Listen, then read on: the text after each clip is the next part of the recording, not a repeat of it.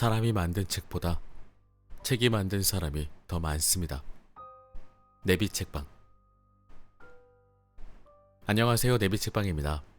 오늘 소개해드릴 책은 언브로큰 2권입니다. 저번 시간에 1권을 소개해드렸고요. 오늘은 2권으로 찾아왔습니다. 1권에서는 그 주인공 루이스의 어린 시절이 좀 나오는데 굉장히 말썽꾸러기였다 라는 것 정도 확인할 수 있었고, 저는 읽는 내내 굉장히 속이 많이 답답했습니다. 부모님들은 얼마나 힘들었을까 이런 사고뭉치를 키우시느라. 하지만 좀 범상치 않은 어린 시절을 보냈기 때문에 그 혹독한 환경에서도 끝까지 희망을 잃지 않고 살아서 탈출하지 않았나 싶기도 해요. 참 사람이란 건 알 수가 없어요. 그죠?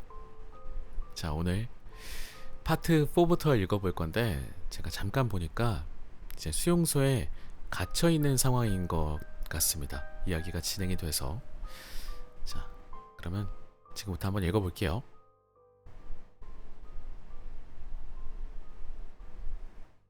언브로큰 파트 4 18장 숨쉬는 시체. 루이스가 갇힌 수용실 문에 난 창문으로 무언가가 날아들더니 바닥에 떨어져 하얀 조각으로 부서졌다. 딱딱한 건빵 2조각이었다. 작은 잔에 담긴 차 안은 문틀에 놓여 있었다. 필립스도 건빵은 받았지만 물은 받지 못했다. 필립스와 루이스는 바닥을 기어다니며 건빵 조각을 주워 입에 넣었다. 경비병이 밖에 서 있었다. 루이스의 수용실 밖에서 바스락거리는 소리가 나더니 얼굴이 하나 나타났다. 그 남자는 루이스의 이름을 부르며 쾌활하게 영어로 인사했다. 루이스는 남자를 올려다보았다. 콰절런 환초의 원주민이었다. 그는 섬 사람들 사이에서 그들이 화제거리라고 말했다. 광적인 스포츠 팬인 남자는 일본인들에게서 루이스에 대한 이야기를 듣고 그가 누군지 알아챘다. 남자는 육상과 축구와 올림픽에 대해 수다스럽게 떠들어댔고, 어쩌다 한번 루이스에게 질문할 때만 말을 멈추었다. 루이스가 한두 마디를 하고 나면 남자는 다시 자기 이야기로 돌아갔다. 몇 분 후 손목시계를 흘끗 보더니 가야겠다고 말했다. 루이스는 벽에 남겨진 해병대원은 어떻게 되었냐고 물었다. 남자는 지금까지와 똑같이 쾌활한 말투로 해병대원들은 죽었다고 대답했다. 그는 이 섬에 억류된 모든 전쟁 포로가 처형되었다고 했다. 남자가 나가자 경비병이 루이스를 도전적인 눈빛으로 보며 손을 쫙 펴 목에 대고 쓱 긋는 신용을 했다. 그는 벽에 새겨진 이름들에 이어 루이스를 손가락으로 가리켰다. 그날 밤 루이스는 문 옆에 머리를 댄 채 변소 구멍으로 바깥을 최대한 멀리 내다보려 했다. 막 자리를 잡았을 때 문이 벌컥 열리더니 경비병이 그를 움켜잡고 좌우로 흔들어대다가 구멍에 머리를 밀어댔다. 루이스가 저항하자 경비병이 버럭 화를 냈다. 루이스는 포기하고 경비병이 명령한 대로 누웠다. 루이스가 보기에 그 경비병은 문에 난 창문으로 지켜볼 수 있도록 루이스가 이 자세로 누워있기를 원하는 것 같았다. 경비병은 밤새도록 몇 분마다 한 번씩 들여다보며 루이스가 움직이지 않았는지 확인했다. 두 번째 날의 아침이었다. 필립스와 루이스는 더위에 허덕이며 조용히 누워 언제 끌려나가 목이 잘릴지 모른다고 생각하고 있었다. 경비병들이 복도를 어슬렁대면서 그들에게 이를 드러내며 으르렁거렸고, 가학적인 미소를 지으며 손날로 목을 베는 신용을 했다. 루이스는 고통스러운 소화불량에 계속 시달렸다. 설사가 너무 심한 데다 위경련까지 겹쳤다. 그는 경비병이 얼굴을 변소구멍으로 돌리라고 소리 지를 때까지 변소구멍에 엉덩이를 댄 채 수북이 쌓인 파리와 모기 아래 최대한 오랫동안 누워 있었다. 하루가 지나갔다. 골프공보다 조금 큰 쌀밥 덩이 하나가 문에 난 창문으로 3번 날아들어 바닥에서 부서졌다. 한 모금밖에 되지 않는 차가 한두 번 문틀에 놓였고 루이스는 한 방울도 남기지 않고 빨아 마셨다. 밤이 왔다. 또 다른 날이 시작되었다가 저물었고 또 하루가 왔다 갔다. 더위에 질식할 것 같았다. 이가 피부 위를 뛰어다녔다. 피를 빨아먹는 모기떼가 어찌나 많은지 루이스가 주먹을 확 쥐었다 손을 펴보니 손바닥 전체가 선홍빛이었다. 설사가 심해졌고 피까지 나왔다. 날마다 의사를 불러달라고 소리쳤다. 어느 날 의사가 왔다. 그는 수용실 쪽으로 몸을 숙이고 루이스를 보더니 빙그레 웃고는 가버렸다. 자갈투성이인 바닥에 몸을 웅크린 두 사람은 뼈가 닳아서 구멍이 나는 느낌이 들었다.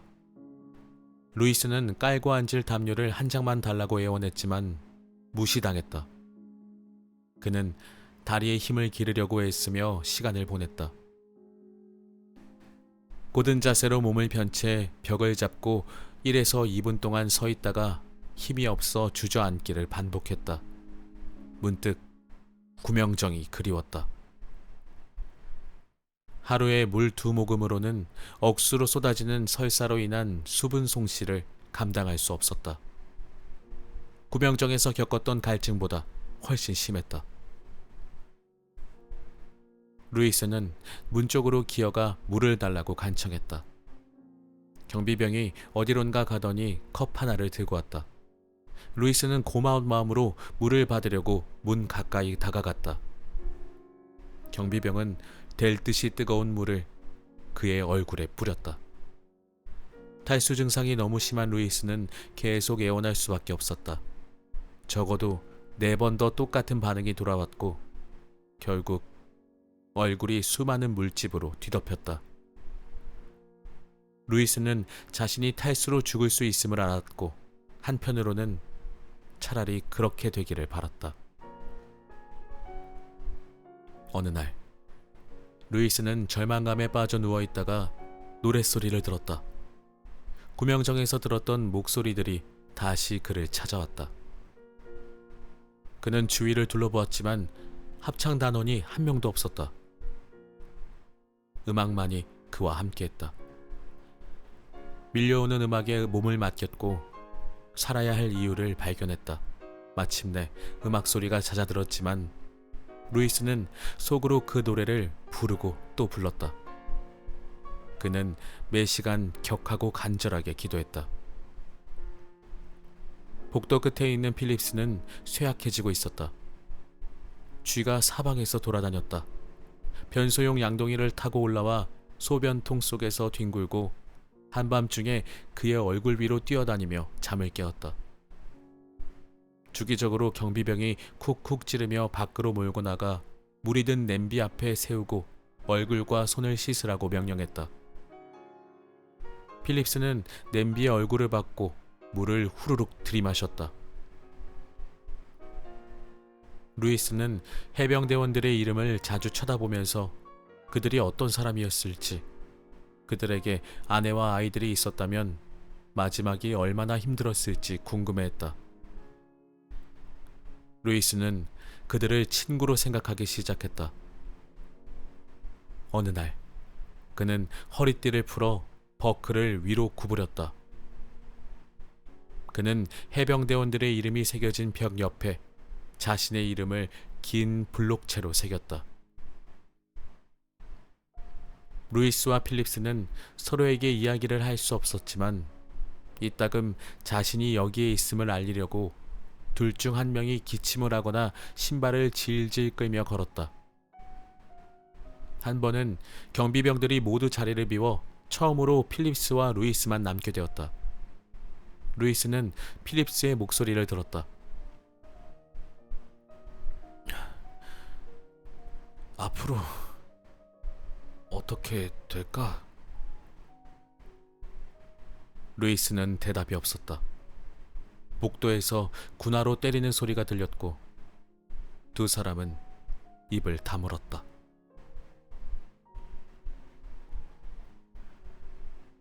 경비병들은 줄곧 포로들에게 격려해 있는 상태였다.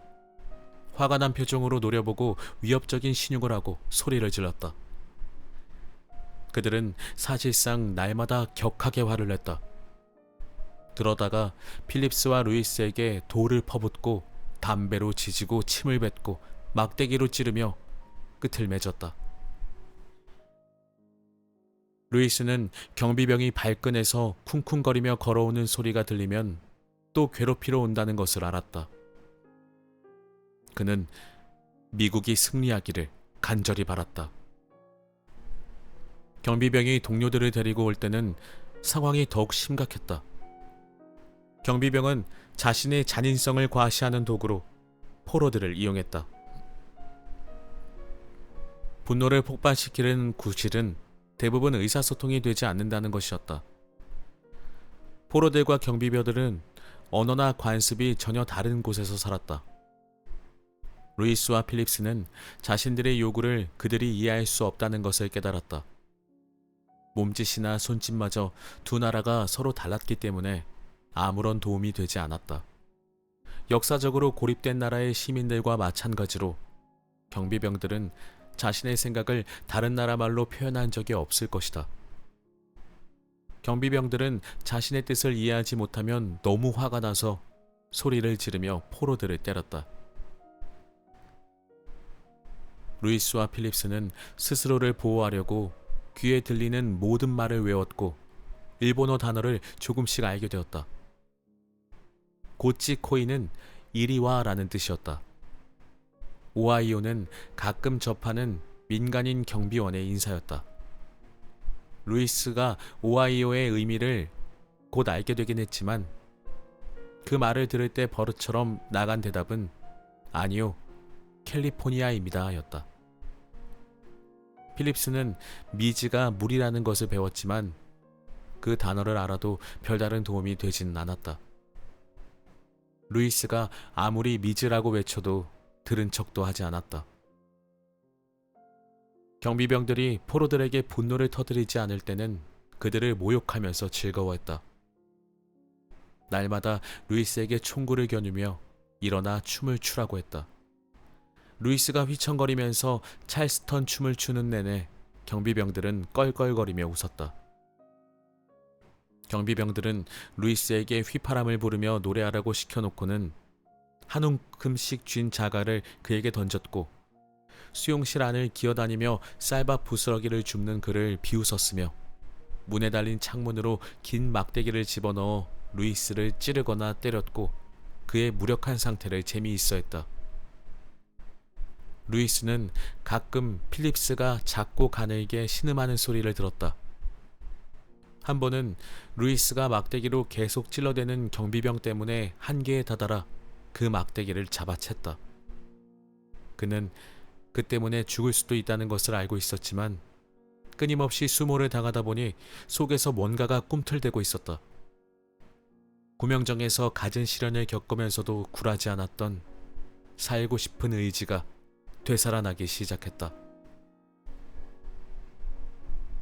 그린 호넷호의 추락으로 인해 루이스와 필립스는 식량이나 식수나 피신처 없이 표류하는 육체적으로 가장 절망적인 극한 상황에 빠졌다. 그런데 화전란 환초의 경비병들은 루이스와 필립스가 모든 것을 잃었을 때에도 간직하고 있던 것을 빼앗았다. 그것은 존엄성이었다. 정신에서 가장 내밀한 무기인 자존심과 자부심은 인간성의 중심이다. 이것을 빼앗기면 인간성이 말살되며 사람들과 단절되고 배척받는다. 인간성을 말살하는 대우를 받은 사람은 엄청난 비참함과 외로움을 겪고 희망이란 존재하지 않는다고 생각한다. 존엄성이 없으면 정체성이 사라진다. 본질적으로 인간은 스스로가 아니라 포획자 및 살도록 강요받은 환경에 의해 규정된다. 일본군 포획자들에 의해 끊임없이 인간성이 말살되고 가치없는 취급을 받았던 미국 항공병은 일본군 때문에 형성된 심리적인 상태를 나는 말 그대로 인간 이하의 존재가 되고 있었다 는 말로 설명했다. 명예를 잃으면 자살하는 일본처럼 존엄성을 소중히 여기고 수치를 두려워하는 사회는 별로 없다. 그래서 제2차 세계대전에서 일본인들이 그렇게 열성적으로 포로들을 모독하고 가치를 깎아내리면서 포로들이 잃었을 때 가장 고통스럽고 절망스러운 것을 찾아내려 했을 것이다. 화절런 환초에서 루이스와 필립스는 히틀러의 집단 처형장의 포로들, 미국 남부의 노예들, 그 외에 수세기 동안 배신을 당한 수많은 사람들이 깨달은 어두운 진실을 배웠다. 존엄성은 인간의 삶에서 물과 음식과 산소와 마찬가지로 필수적이다. 육체적으로 극한의 고난에 부딪히더라도 존엄성을 끈질기게 간직하고 있으면 몸이 항복할 수밖에 없는 한계점을 한참 지나더라도 정신은 살아있다.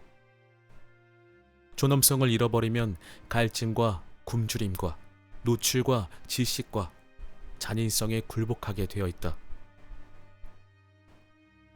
화절런 환초와 같은 곳에서 모멸감은 총알처럼 치명적인 무기였다.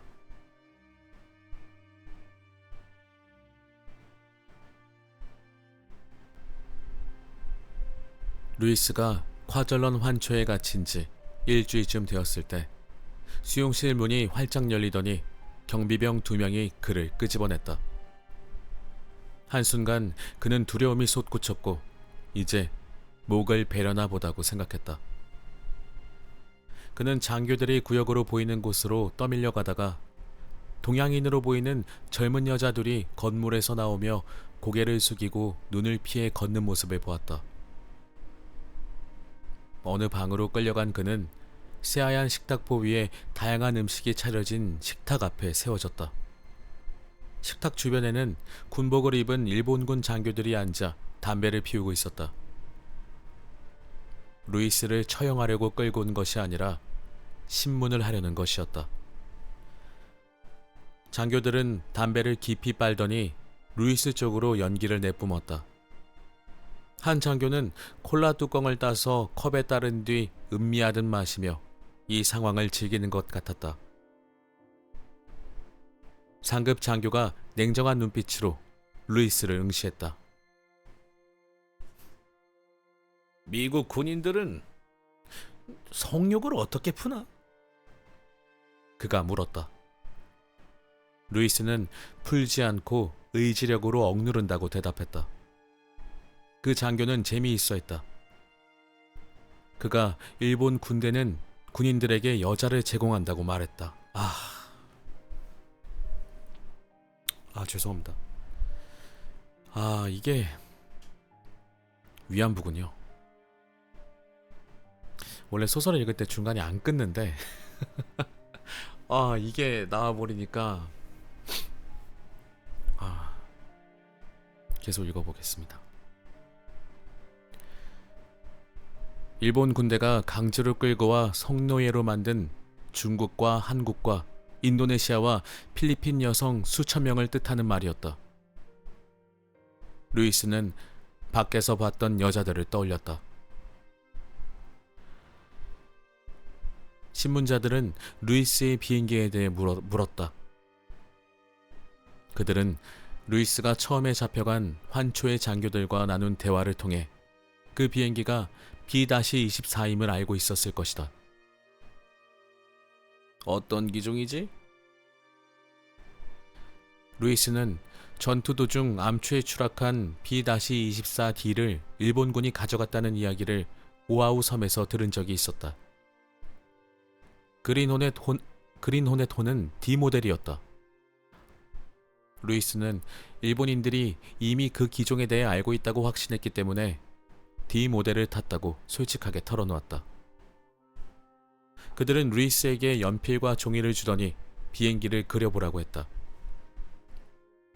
루이스가 그림을 다 그리자 신문자들은 D 모델의 사진을 치켜들었다. 그들은 루이스를 시험하고 있었다.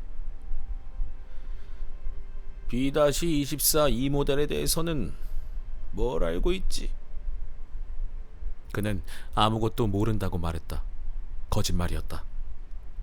슈퍼맨호가 공식적으로는 D 모델이었지만 여러 차례 업그레이드를 해서 사실상 이 모델이나 마찬가지였다. 전파 탐지기는 어디 있었나? 전파 탐지기의 위치는 기능과 관계없기 때문에 사실대로 대답했다. 어떻게 작동했지? 루이스는 알고 있었지만 폭격수이기 때문에 모른다고 대답했다. 신문자들은 전파 탐지기를 그리라고 했다. 루이스는 마음대로 상상한 장치를 그렸는데 워낙 공을 들였던지라 나중에 작성된 보고서에 의하면 내장이 터진 문어처럼 보였다. 신문자들은 고개를 끄덕였다. 그들은 노든 폭격 조준기에 대한 질문으로 넘어갔다. 어떻게 작동하는 거지? 루이스는 손잡이 2개만 돌리면 된다고 대답했다. 장교들은 약에 올랐다. 루이스는 수용실로 돌려보내졌다. 루이스는 다시 불려갈 것이라 짐작하고 예상 질문을 궁리했다. 그는 누설해도 되는 내용과 누설하면 안 되는 내용을 생각해 보았다. 누설하면 안 되는 내용은 거짓말을 지어내 자연스럽게 말이 나올 때까지 연습했다. 첫 번째 신문에서 일부분은 사실을 말했기 때문에 이제 거짓말을 해도 어느 정도 먹힐 것이었다. 필립스도 신문을 받으러 끌려갔다. 그 역시 B-24D가 포획된 사실을 알고 있었기 때문에 그 비행기의 구성 요소에 대해 자유롭게 말했다. 신문자들은 미국의 전쟁 전략을 자세히 설명해 보라고 했다. 그는 자신이 생각하기에 외딴 지역의 일본 점령지를 공격한 뒤 일본이 패배할 때까지 공격 범위를 넓혀갈 것 같다고 대답했다. 신문자들은 떠들썩한 웃음을 터뜨렸다. 필립스는 그 웃음에서 왠지 억지스러운 느낌이 들었다. 이 사람들은 일본이 패전할 것이라고 생각하는 게 아닌가 싶었다. 루이스가 수용실에 앉아 있을 때 새로운 경비병이 문에 나타났다. 루이스는 고개를 들어 낯선 얼굴을 보자 두려움이 치솟았다. 새로운 경비병이니 일단 권위를 내세우려 할 게 분명하기 때문이다. 기독교인이야? 경비병이 물었다. 루이스의 부모는 그를 카톨릭교 신자로 키우려 했지만 어린 시절 일요일에 한 번 갔다가 지각했다는 이유로 신부에게 귀를 잡힌 채 질질 끌려나가는 벌을 받은 이유로 교회 근처에도 가지 않았다. 그러나 아팠던 귀가 생각났을지라도 그의 마음속에는 어느 정도 신앙심이 있었다. 그가 그렇다고 대답했다. 경비병이 웃었다. 나도 기독교인. 경비병은 자신의 이름을 알려주었고 나중에 루이스는 확실치는 않지만 그 이름이 가와무라였을 것이라고 회상했다. 경비병은 영어로 주절주절 말하기 시작했는데 실력이 너무 형편없어서 그가 알아들을 수 있는 말은 캐나다인 선교사들과 개종뿐이었다. 경비병은 하드캔디 2개를 루이스의 손에 슬쩍 밀어넣고는 복도를 걸어가 2개를 필립스에게 주었다. 우정이 시작되었다. 가와무라는 연필과 공책을 가져와 자신이 하고 싶은 말을 표현하는 그림을 그리기 시작했다. 그는 루이스와 필립스의 수용실을 오가며 자동차와 비행기와 아이스크림 등을 그린 뒤 일본어로 발음하고 썼다. 그러고 나면 루이스와 필립스가 그 단어를 영어로 쓰고 발음했다. 가와무라의 말을 거의 이해하지 못했지만 그의 선의를 알아채는 데는 통역이 필요 없었다.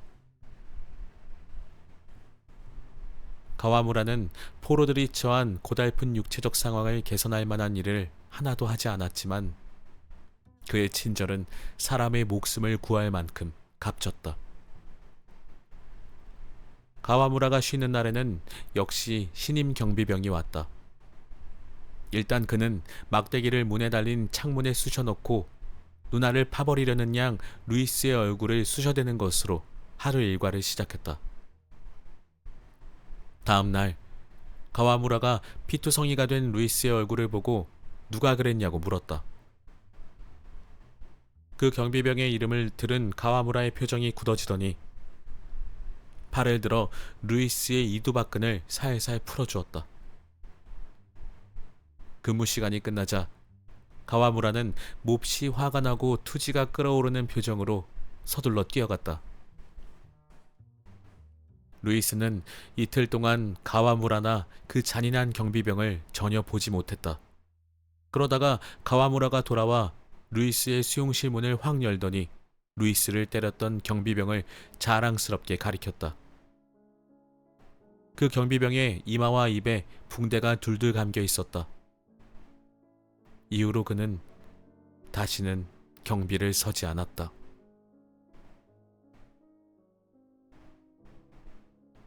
어느 날 루이스와 필립스가 각자의 수용실에 누워 있을 때 밖에서 떠들썩한 소리가 들려왔다. 뒤이어 사람들이 나타나 루이스의 수용실 창문에 얼굴을 바짝 들이밀었다. 돌멩이들이 날아오기 시작했다. 더 많은 사람들이 몰려와 소리를 지르고 루이스에게 침을 뱉고 막대기를 투창처럼 휘둘렀다.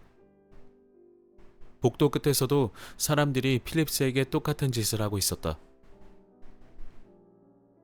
사람들의 행렬이 계속 이어졌다. 80명, 어쩌면 90명이나 되는 사람들이 한 명당 약 40초씩 각 포로를 공격했다. 마침내 사람들이 모두 돌아갔다. 루이스는 주변에 침이 흥건하게 고이고 돌멩이와 막대기가 뒤섞인 곳에 피를 흘리며 앉아 있었다. 가와무라는 벌어진 일을 보고 격노했다. 그들은 이 섬에 잠시 들른 잠수함 대원들이라고 했다. 루이스는 신문을 받을 때 그들의 공격에 대해 항의했다. 장교들은 그 정도는 당연히 각오하고 있어야 한다고 대답했다. 신문자들은 루이스에게 하와이에 있는 항공기와 배와 군인이 얼마나 되느냐고 다그쳤다. 루이스는 마지막으로 하와이에 머문 때가 5월이라고 말했다. 지금은 8월이니 최신 정보를 모르는 게 당연했다. 신문자들은 그를 수용실로 돌려보냈다.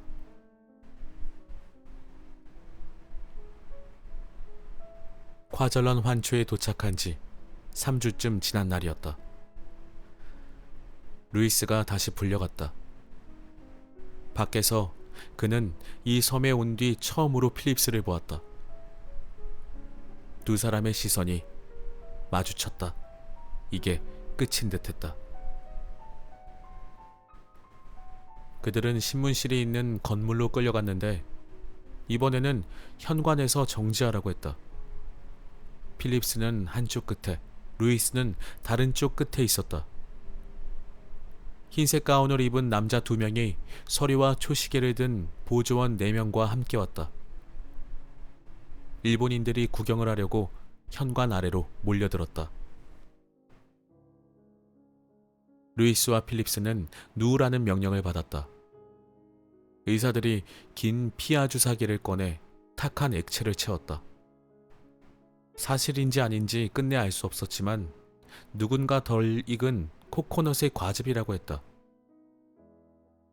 의사들은 지금 놓으려는 주사가 포로들에게 좋을 것이라고 말했다. 그 용액이 기대대로 작용하면 일본 군인들에게도 주사할 것이라고 했다. 의사들은 손바닥을 위로 오게 하고 팔을 알코올 솜으로 닦았다. 그들이 주사 바늘을 꽂고 피스톤을 누르자 보조원들이 초시계를 눌렀다. 의사들은 그 느낌을 말해보라고 했다. 루이스는 몇 초 지나지 않아 현관이 빙빙 도는 느낌이 들었다. 의사가 그의 정맥에 용액을 더 주사했고 빙빙 도는 느낌이 훨씬 더 심해졌다. 온몸을 바늘로 찌르는 것 같았다. 그러다가 필립스가 슈퍼맨 옷 밖으로 튕겨나갈 때처럼 피가 머리에서 철철 흐르는 느낌이 들었다. 피부가 화끈거리고 가렵고 따가웠다. 현관이 곤두박질쳐 회전했다. 현관 앞 다른 쪽 끝에서는 필립스가 똑같은 증상을 겪고 있었다. 의사들은 감정이 배제된 목소리로 계속 질문했다. 이윽고 모든 것이 희미해졌다. 루이스는 기절할 것 같다고 소리쳤다.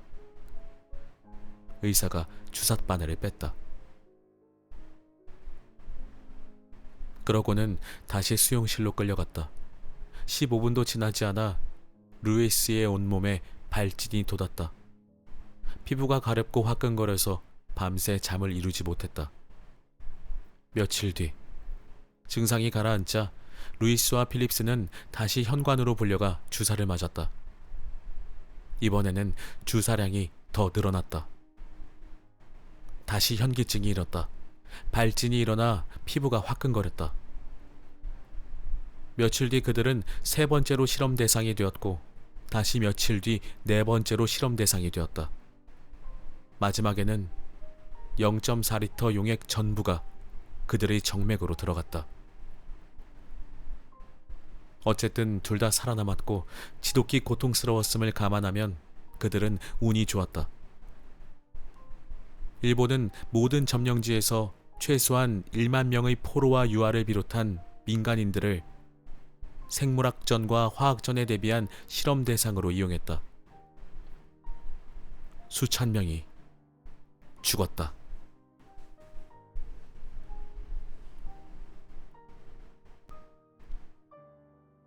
수용실로 돌아온 루이스는 계속 강렬한 두통을 느꼈다. 곧이어 현기증이 나고 고열과 함께 몸이 타는 듯 더웠다. 뼈도 쑤셨다. 필립스도 같은 경험을 했다.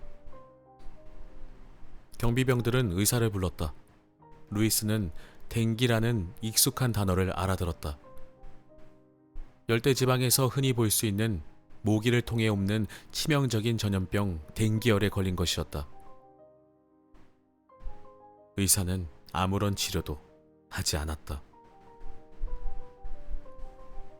루이스는 고열로 의식이 흐려졌다.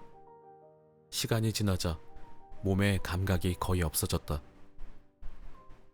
루이스가 누워있는데 밖에서 쿵쾅거리는 발소리가 들리더니 몹시 화난 얼굴들이 문가에 나타났다. 그들은 루이스에게 돌을 던졌고 막대기로 찔렀고 침을 뱉었다. 새로운 잠수한 대원들이 도착한 것이었다. 루이스는 너무 아파서 저항조차 못한 채 누워있었다. 얼굴들이 줄지어 빠르게 지나갔고 돌멩이와 막대기가 불타는 뼈에 맞아 부서졌다. 다행히 시간이 빠르게 지나갔고 곧 폭력이 끝났다.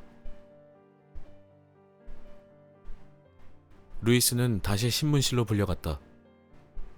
장교들이 하와이 지도를 눈앞에 들이대며 항공단 기지가 있는 지점을 표시하라고 했다.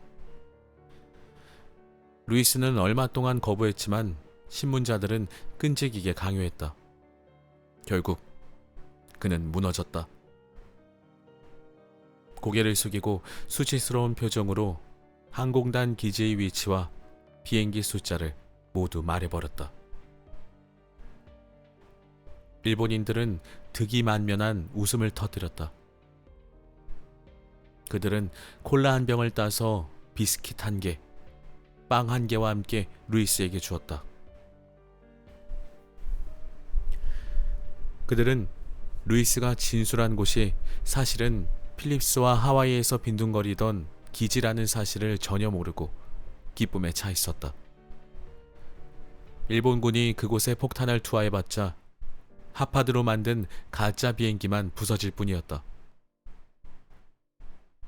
이제 루이스와 필립스의 이용 가치가 없어졌다. 장교들이 본부에서 포로들을 어떻게 처리할지 논의했다. 결정은 간단하게 내려질 터였다. 이미 그 장교들은 루이스의 수용실 벽에 이름이 새겨져 있는 해병대원들을 죽인 전적이 있기 때문이었다.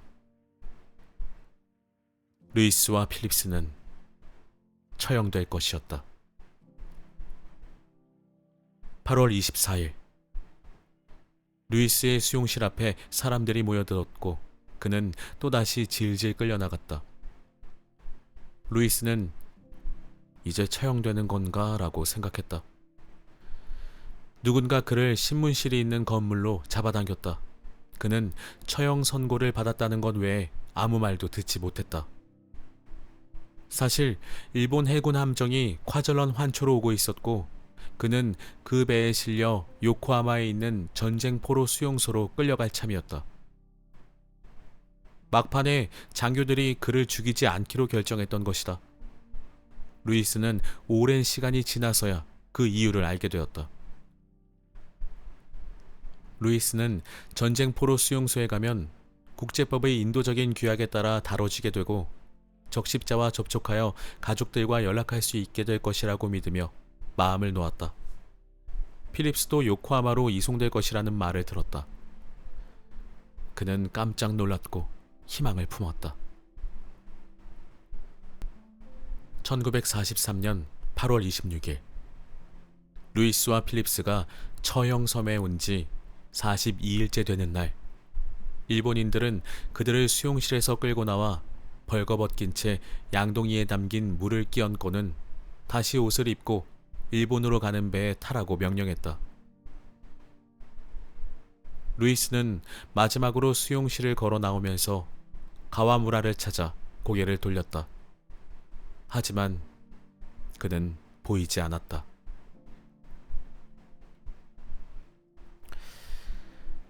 네. 언브로큰 2권 여기까지 한번 읽어보도록 하겠습니다.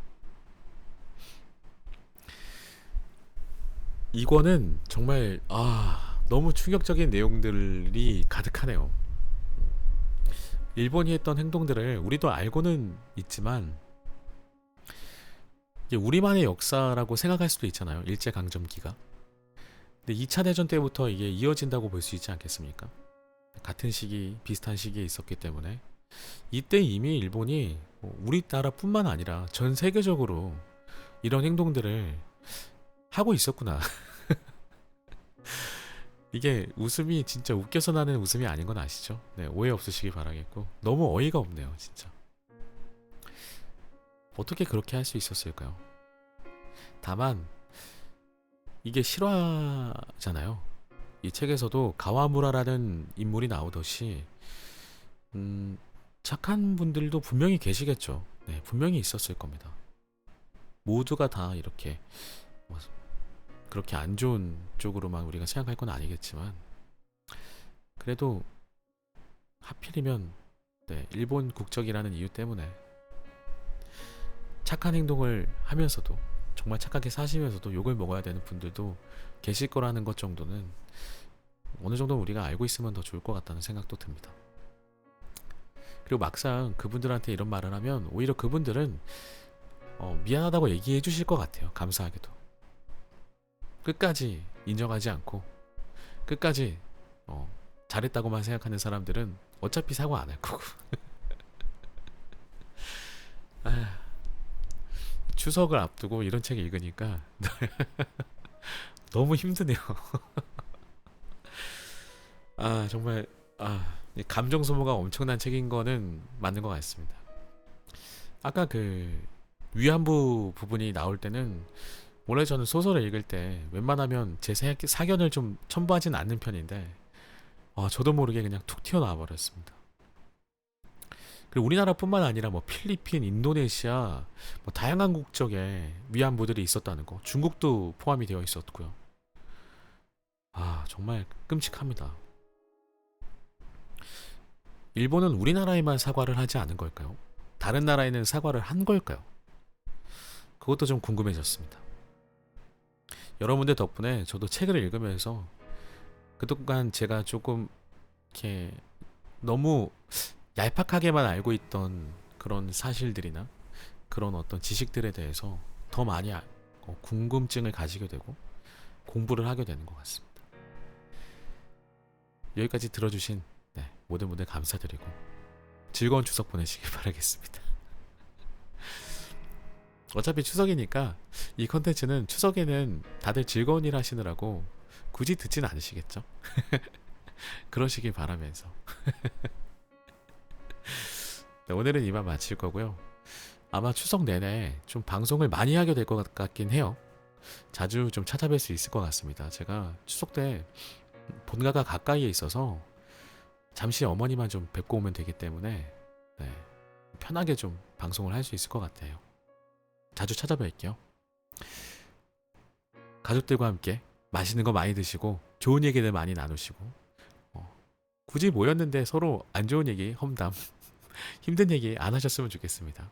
모쪼록 최선을 다해서 즐겁게 추석 명절 보내시고 그러셨으면 좋겠어요. 저는 다음 시간에 다른 책으로 또 찾아뵐게요. 들어주신 여러분들 모두 감사드리고요. 즐거운 추석 다시 한번 보내시길 바라면서 이만 줄이겠습니다. 감사합니다.